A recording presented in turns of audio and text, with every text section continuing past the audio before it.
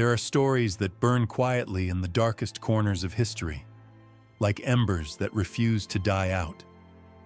Tales you'll never hear in school, never see in glossy documentaries. They live on because they're grotesque, passionate, tragic, impossible to forget. Today we're going deep into one of those stories, a tale that sounds more like an epic fever dream than a real event. A twisted blend of power, lust, and death.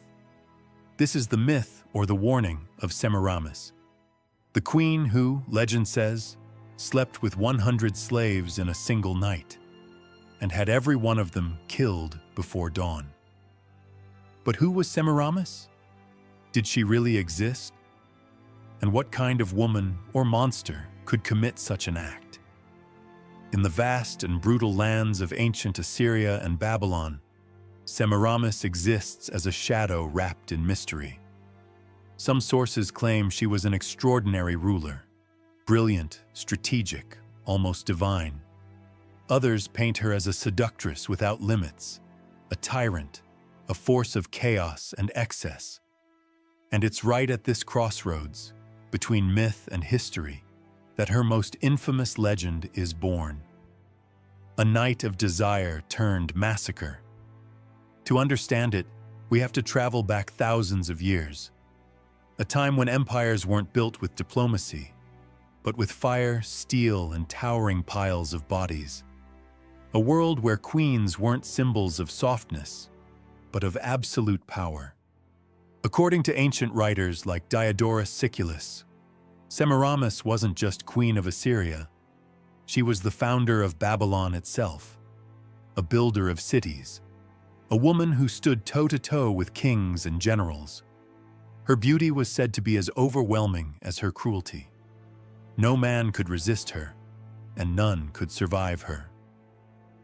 The most disturbing tale tells of a night at the height of her power. Semiramis commanded that the 100 youngest, strongest, and most beautiful slaves in the palace be brought to her. No one knew exactly why. Some thought she was forming a personal guard. Others imagined an elaborate performance. But the queen had something else in mind. That night, she summoned them one by one to her private chambers. What happened behind those doors was part ritual, part lust, part blood-soaked domination. Each slave who entered her room, she took him, used him, claimed him like a sacrifice, and none of them came out alive. Her personal guards stood silently outside, under strict orders. No man must survive after lying with the queen. For Semiramis, pleasure wasn't intimacy, it was conquest, and death was her signature. Why? Why would she do this? Historians still debate. Some see it as a symbol, a brutal metaphor for the extremes of female power. A queen who didn't just take what she wanted, she destroyed it to mark her dominion over a man's world. Others view the tale as pure myth, a warped warning against women who dared to wield power like men. A cautionary tale stretched and twisted through time. But some scholars whisper of something darker. They believe it was a ritual, an esoteric rite tied to the ancient Babylonian cults of fertility, war, and domination. In these versions, Semiramis didn't do it for pleasure alone. She did it to absorb, to draw energy, to drain youth, to consume vitality. Each man she killed gave her more years, more strength, more control. The idea is terrifying and seductive, that a queen might trade sex for power, pleasure for life, bodies for immortality. So shocking is the story that many dismissed it as Greek propaganda, lies from male historians to slander Eastern queens. But here's the eerie part. This tale hasn't disappeared. For centuries, it's lingered, repeated, rewritten, echoed across cultures. And that persistence makes you wonder, could there be a sliver of truth buried inside this monstrous legend? We may never know, but what we do know is this. Semiramis was no ordinary queen. Whether in reality or myth, her image dominated the ancient world. She was said to have built entire cities, to have defied Egypt and Persia, to have inspired the goddess myths of Ishtar and Astarte. Even the most sober historians can't help but speak of her like she was something more than human. And maybe that's the danger. Because in that blurred space between myth and memory, we find her most terrifying shape. A queen who turned pleasure into execution. And what happened after that night was the beginning of her unraveling. For years, she'd ruled with divine poise, a goddess in human skin, untouchable, unchallenged. But from that night forward, whispers began to stir in the palace halls. Fear began to rot into suspicion, worship into uneasy silence. No one dared speak aloud. But servants averted their eyes. Generals bowed deeper, unsure whether it was out of loyalty or fear of being next. In the streets of Babylon, her name still carried awe, but now it came with a shiver. People didn't know exactly what had happened in the palace that night, but blood has a smell, and it lingers.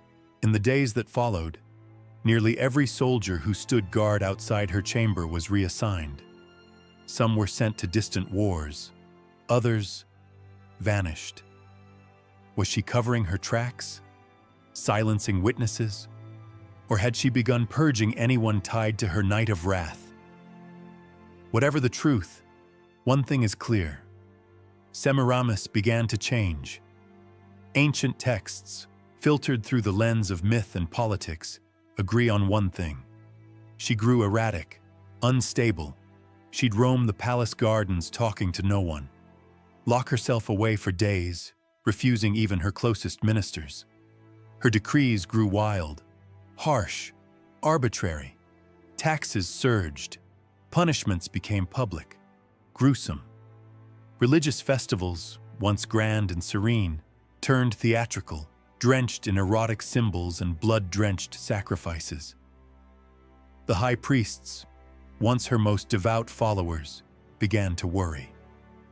Because in Babylon, a king or queen was not just a ruler. They were the voice of the gods. And when the queen began disturbing that divine balance, it was more than political. It was cosmic. What Semiramis had done, if the rumors were true, wasn't just lust. It was spiritual violation. She had broken the sacred cycle, used sex not to create life, but to end it. Some ancient scrolls claim that Semiramis never once felt regret, that if anything, the massacre awakened something inside her, a hunger, a belief that she had become untouchable. To her, those 100 slaves weren't victims. They were stepping stones, fuel for something far more terrifying. Immortality through desire, total control of flesh, spirit, and soul. They say she began consulting forbidden oracles, searching through lost scrolls, deciphering the tongues of dead civilizations, mixing poisons, brewing elixirs, experimenting not to kill, but to transcend. One of the more chilling accounts says that after the ritual, she was haunted not by nightmares, but by visions, erotic and divine. In her dreams, the faces of the slain didn't scream, they smiled, as though in each death she had absorbed a spark of something holy, as if their final breath gave her new life. And then, her counselors began to whisper in private. This wasn't madness anymore. This was something worse. She was trying to become a god. The city around her began to change. Babel shifted. New temples rose, dedicated not to the old gods, but to forgotten ones. Many of them were female, violent, twisted, fertility goddesses with blood-stained altars, death goddesses draped in bones. The temple of Ishtar, once sacred and serene, was redesigned in Semiramis's vision. The walls painted with erotic murals, Sacred rites transformed into sensual performances. Animal sacrifices became more elaborate, bloodier. Everything was spectacle. Everything was theater. She commissioned a statue of herself, nude, godlike, terrifying. Serpents coiled in her hair, a robe of human skulls wrapped around her waist. The base bore a single inscription: "I take what I desire. I decide when it ends." That's when something shifted in the people. They didn't rebel. They didn't curse her name. They just began to withdraw, not in anger, in fear. Because in the ancient world, there was no greater sin than to disturb the balance between life and death, between the divine and the mortal. If the queen was attempting to become a god, the consequences wouldn't just destroy her, they could unmake the entire empire. Yet even now, she had defenders. There were those who still believed in her, some out of awe, others out of terror. Some thought she was divine. Others feared that even thinking otherwise would curse their bloodline.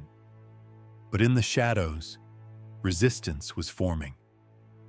Whispers turned into meetings, secret gatherings of nobles, generals, and even temple priests, all with one question: how do you stop a woman who thinks she's immortal?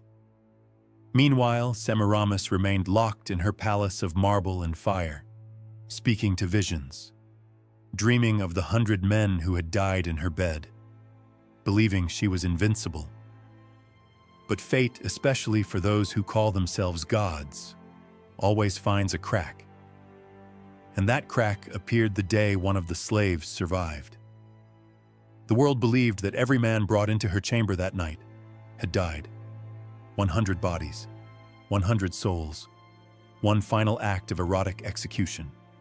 But they were wrong, because one didn't die. He awoke in the dark, bleeding, gasping, alive. His name does not appear in official records. No statue was carved for him. His memory was erased deliberately, as if his very existence posed a threat too great to allow. But in dusty scrolls, buried beneath layers of time, his name whispers through history. Sadim. He wasn't the strongest. He wasn't the most handsome. In fact, he wasn't even supposed to be part of the chosen 100. He was a last-minute replacement, a stable boy, a nobody. But Sadim had something the others didn't: an uncanny resistance to poison. As a child, he'd survived venomous bites, deadly mushrooms, even the sting of a desert cobra. No one understood why. His body simply didn't respond to toxins like other men's. On the night of the ritual, Sadim was among the last to be called. He had already seen dozens of his fellow slaves walk into that chamber, never to return. When his turn came, he didn't tremble. He didn't beg. He walked silently into the room of lust and death. What happened next can never be fully known. The details have been lost, or were never written. But according to those ancient texts, Semiramis gave him a cup of wine, laced with the same poison that had killed all the others. Sadim drank it and waited. Semiramis kissed him as she had done to the rest, assuming the poison would take him within minutes. Sadim collapsed, convulsed, appeared to die. The guards dragged his limp body away and threw it into the underground chamber with the rest of the corpses. But he wasn't dead. In the suffocating darkness of that tomb, Sadim awoke.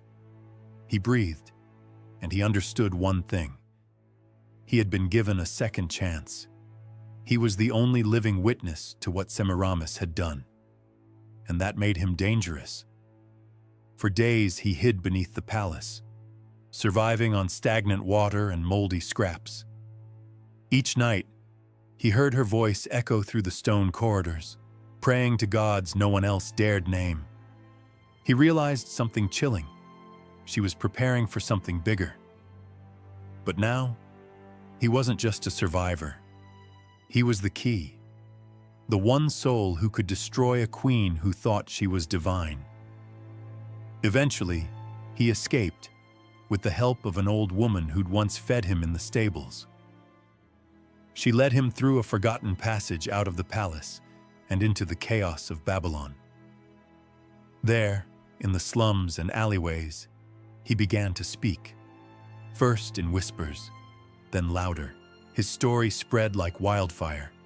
Priests in exile, former generals, disgraced advisors, all began to seek him out. They listened as he told them what really happened in the palace, that the queen had not simply committed murder, she had performed a ritual, a defilement of divine law, and that he, Sadim, was the proof. But words weren't enough. If they were going to stop her, if they were going to convince the people, they needed evidence. And to find that, Sadim had to go back. A plan was formed: infiltrate the palace once more. This time not as a slave, but as a spy. He returned under disguise, posing as a mute servant. Around his neck, he wore an ancient charm carved by old priests, a symbol of truth and protection. His goal wasn't to kill the queen, not yet. He had to find records, evidence, any trace that could turn her legend into a trial. What he found was darker than anyone imagined. Hidden in the palace archives were scrolls, handwritten and sealed, instructions for the ritual, a list of the chosen slaves, names, ages, birthmarks, measurements, diagrams of star alignments, symbols written in blood, and most disturbing of all, an incomplete list. Of the 100 names, only 99 were marked as deceased. Semiramis knew. She had felt it. Somewhere deep in her soul, she had sensed that one had lived. And ever since that night, she had slept with a dagger beneath her pillow. Sadim left the palace with one terrifying realization: time was running out. His existence alone was a countdown. Soon, the people would rise, the temples would split, and the war wouldn't just be fought with swords, it would be a war of belief. As tension built in the heart of Babylon, Semiramis began to have visions, dreams of fire. She saw herself surrounded by bodies engulfed in flames, a faceless figure pointing toward her throne as it melted into wax. Each time she woke, drenched in sweat, she summoned her oracles for answers. But they wouldn't come. Some pretended to be sick, others vanished entirely. Terrified, she descended into the deepest chamber of the Temple of Ishtar, a place sealed by generations of priests. There, in a stone vault, lay a forbidden scroll, the prophecy of fire, ancient, pre-flood, reserved for only the wisest rulers, and even they read it knowing it would likely cost their lives. Semiramis read it without fear. She didn't consider herself mortal anymore. The prophecy spoke of a queen from the east, born in war, crowned in stars, a woman who would dominate men through desire and conquer gods through blood. But it also foretold her end, that when her inner fire consumed the divine, a survivor would rise, marked by her blood, bearing an ancient word, destined to bring about her fall. When she read those final lines, she screamed, a sound that echoed across the entire palace. She understood. Sadim wasn't a fluke. He was a piece in a much older game. She hadn't just missed one victim. She had unknowingly sparked her own destruction. Now she had to erase him, completely. But it was already too late. Sadim was no longer hiding. He had gone to the Temple of Marduk, where the most ancient and respected priests still held sway. There before them, he told his truth. He laid out the stolen documents, described the chamber of death, named the slaves. He held up the talisman engraved with the 99 names and declared himself the 100th. The priests deliberated for days. Accusing a queen was one thing, but accusing a goddess? That meant risking the collapse of everything. Still, they knew. This was not just about justice, it was about restoring balance. And so they devised a plan bold enough to shake the empire, a public judgment. Not a trial in court, but a divine reckoning. A ceremony at the highest altar of Babylon, the great ziggurat of Atemenanki, the tower that linked earth to heaven. Semiramis heard of the plan through her spies, but instead of running, she did something no one expected. She accepted. She ordered her generals to stand down, told her servants to prepare her ceremonial robe. Some thought she was surrendering. Others believed she was so certain of her divinity, she welcomed the trial as her final ascension. The night before the ritual, the city trembled. Animals hid. Children cried without cause. Ash rained softly from the sky. Priests said the gods were descending. At dawn, drums echoed through the streets. Thousands gathered at the foot of the ziggurat, the air thick with incense and dread. Sadim appeared first, dressed in white, his face hidden behind a carved stone mask. Then came Semiramis, alone, in blood-red robes, her hair unbound, her crown laced with golden serpents. She smiled, serene, untouchable. They stood face to face at the altar. The oldest priest in Babylon unrolled the prophecy of fire and read aloud, "Today, the gods are watching. Today, we will learn if among us walks a queen, or a curse disguised as beauty." Silence fell. Even the wind held its breath. The priest read on. "When blood defiles the divine and the queen defies the heavens, the survivor shall rise. The undead, the witness, and with him, the heavens shall crack." The words struck like thunder. Sadim stepped forward. In a steady voice, he recounted the night of death, how he was taken, how he drank the poison, how he faked his death, how he woke beneath corpses. He didn't exaggerate. He didn't beg. He spoke with pain in his eyes and fire in his voice. He displayed the records, the scrolls, the symbols, the incomplete list. Then he removed his mask.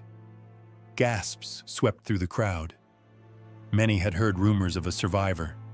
None expected to see a living man standing before them. The priest turned to Semiramis. It was her turn. She could deny, defend, stay silent. Instead, she smiled. Not with arrogance, with certainty. She stepped forward and said, "You want the truth? Then have it. I chose them. I stripped them. I took them. And yes, I killed them. Because they were dust, and I am flame." A collective shudder ran through the crowd. She didn't ask for forgiveness. She claimed power. "I hide from nothing. I beg from no one. I am the Queen of the East, the one loved by gods, feared by kings. I am desire and judgment, pleasure and punishment. And if I must burn, I will burn like a star, not like a criminal." Sadim stared at her, his fury blunted by sorrow. Because in that moment, she wasn't a woman. She was a hollow symbol, a soul consumed by myth. The priest raised both arms and cried out to the gods, Marduk, Ishtar, Shamash, all the ancient powers. The crowd repeated their names in unison, and then the sky answered. A burst of wind, a sudden crack, a bolt of lightning struck the top of the ziggurat. The earth shook, people screamed, fell to their knees, some fled, others wept. In the chaos, Semiramis stretched her arms wide. "Do you see? They choose me. I am eternal flame. I am the queen who burns to be reborn." But instead of rising, she ignited. Her red robe caught fire.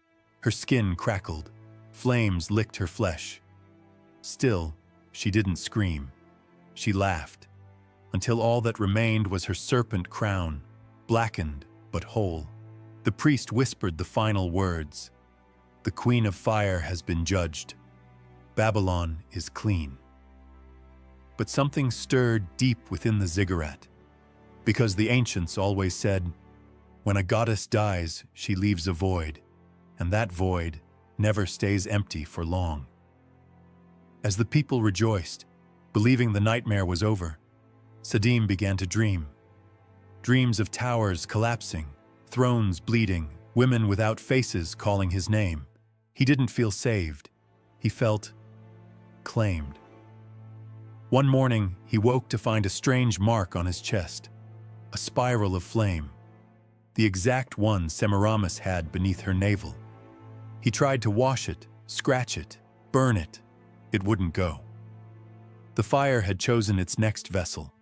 Some priests called him a hero. Others warned, the queen may be gone, but her fire had moved on. In time, cults began to rise in secret, followers of Semiramis, not as queen, but as goddess reborn. They lit torches in Sadim's path, sang forbidden hymns. They didn't want to punish him. They wanted him to ascend. And so Sadim fled. He sailed the Euphrates under moonlight, seeking peace. But before he left, an old sage whispered, "You're not running from her. You're running from yourself, and that is impossible." Years passed. Far from Babylon, in a forgotten temple beyond the sands, torches once more lit the darkness. At the altar stood a man, eyes burning, arms raised. Sadim. He had stopped running. He was no longer afraid. "I didn't come to rule," he said. "I came to restore balance." And the fire around him roared. He wasn't Semiramis, but he was her legacy. He wouldn't repeat her cruelty, but he wouldn't deny the power in his blood either, because legends don't die, and queens who turn death into myth never truly burn out. As long as someone remembers Semiramis, the queen who slept with 100 men and challenged the heavens, the fire will burn.